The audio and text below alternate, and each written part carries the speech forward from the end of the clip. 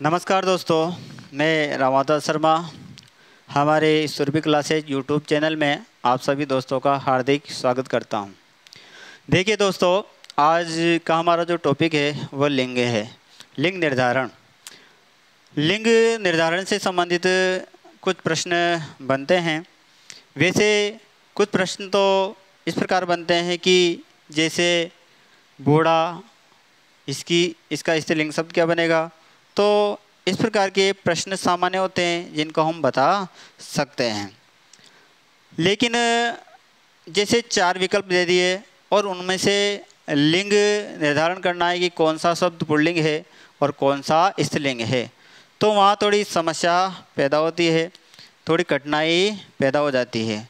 तो उस समस्या के समाधान के लिए हम आज इस अल्प समय का थोड़ा वीडियो है, इसके माध्यम से हम लिंग निर्धारण के बारे में जानकारी प्राप्त करेंगे कि हम किस प्रकार पुल्लिंग शब्दों और स्त्रीलिंग शब्दों की पहचान करें। देखिए दोस्तों, पहला हम पहचान करने का जो तरीका है, हमारा जो पहला पहचान करने का तरीका है वह रहेगा विशेषण के आधार पर। यानी विकल्प में 4 शब्द दिए हुए हैं, तो आप विशेषण के आधार पर वहाँ पर विशेषण शब्द जोड़कर देखिएगा कि वह शब्द पुल्लिंग है या स्त्रीलिंग है। यदि जिस विशेषण का आप प्रयोग कर रहे हो वह विशेषण स्त्रीलिंग है और वह उसके साथ सटीक बैठ रहा है, इसका मतलब वह शब्द क्या रहेगा, स्त्रीलिंग रहेगा।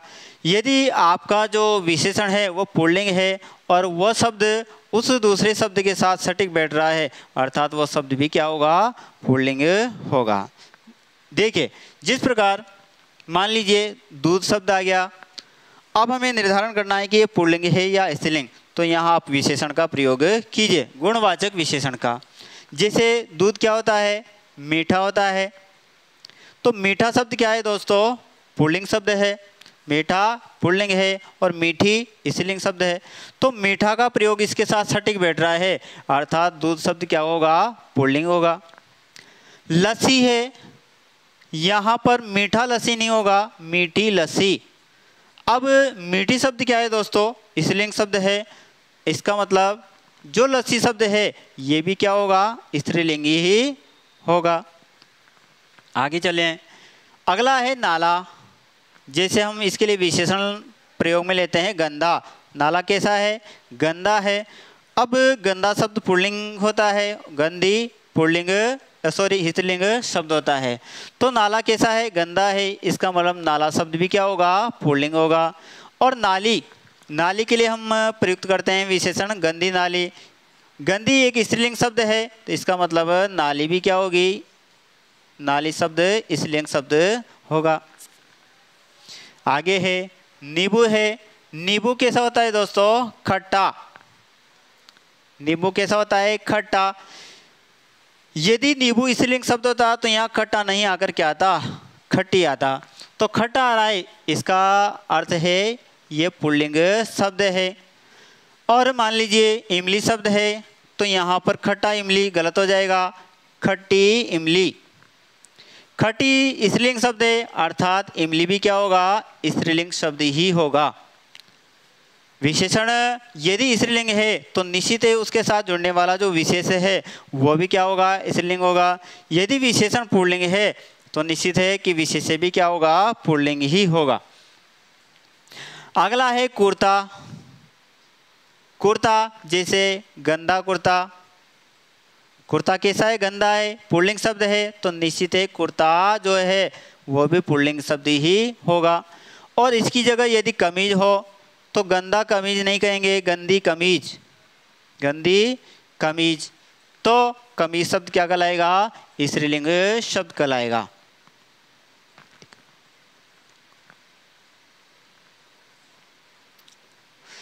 आगे जैसे टोपी आ जाए और हमने विशेषण जोड़ा यहाँ गंदा या गंदी, तो गंदी शब्द जुड़ेगा, गंदी टोपी, अर्थात गंदी एक स्त्रीलिंग शब्द है, तो टोपी भी क्या होगा, स्त्रीलिंग शब्द होगा।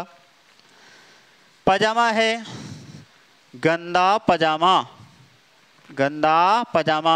पजामा शब्द क्या है दोस्तों, पुल्लिंग है, क्यों है? क्योंकि इसके साथ जो विशेषण आया वो भी क्या है? पुल्लिंग शब्द है। तो विशेषण के आधार पर हम यहाँ पर लिंग निर्धारण कर सकते हैं कि यदि विशेषण जिस विशेषण का हम प्रयोग कर रहे हैं यदि वह स्त्रीलिंग है तो निश्चित है कि उसके साथ जुड़ने वाला विशेष शब्द भी क्या होगा? स्त्रीलिंग का होगा। यदि विशेषण पुल्लिंग है तो निश्चित है कि उसका विशेष्य भी क्या होगा? पुल्लिंग ही होगा। तो इस प्रकार विशेषण के आधार पर हम लिंग निर्धारण कर सकते हैं।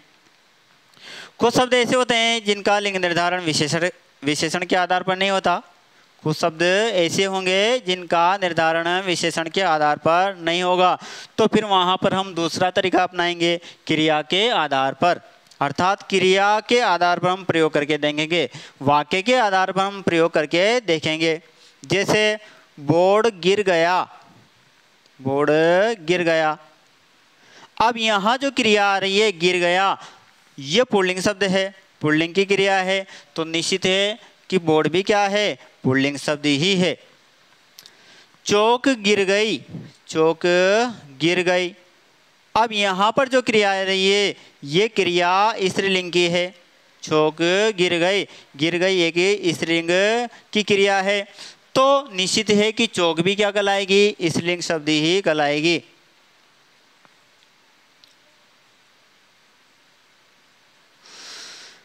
अगला है कलम, कलम गिर गई, कलम गिर गई।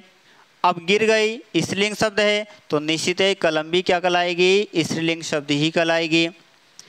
पेन है, पेन गिर गई, गलत हो जाएगा, पेन गिर गया, गिर गया। अर्थात पेन शब्द क्या कहलाएगा दोस्तों? पुल्लिंग शब्द कहलाएगा।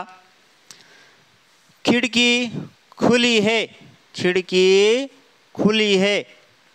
अब खुली है स्त्रीलिंग शब्द है, इसलिए खिड़की क्या कहलाएगी? स्त्रीलिंग शब्द कहलाएगी। जबकि दरवाजा खुला है, दरवाजा खुला है।